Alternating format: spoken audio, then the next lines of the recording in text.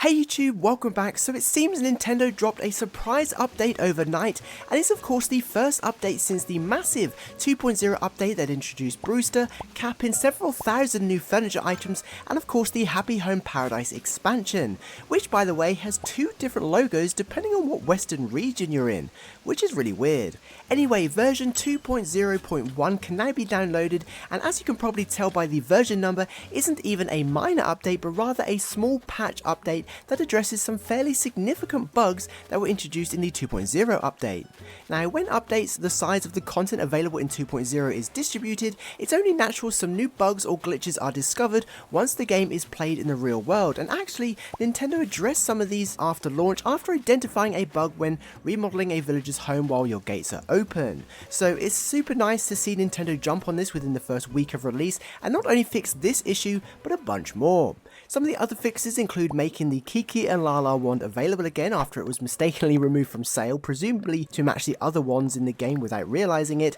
redisplaying some missing DIY recipes, and fixing some flooring that didn't display correctly, which we've actually seen a few times over the last 18 months or so. Other fixes for New Horizons include some villager dialogue when visiting the player's home, which was actually intended for meeting them in the cafe, and also an issue where some residents would try to cook using non-kitchen items in their home, which is quite funny. Now, the patch also addresses some bugs that were discovered in the DLC, including a fairly significant glitch that allowed players to continue playing through the expansion without designing the first facility, which whilst it doesn't seem like a big deal, wasn't how Nintendo intended the game to be played, and in some cases stops features from being unlocked. This is now fixed, and basically whether you've designed the school or not yet, everything will resolve itself after designing your next home, and any new features that were supposed to be unlocked will then become available too. Some other fixes include an error with Amiibo when used at facilities, an issue where you can obtain turnips continuously from Joan at the hospital,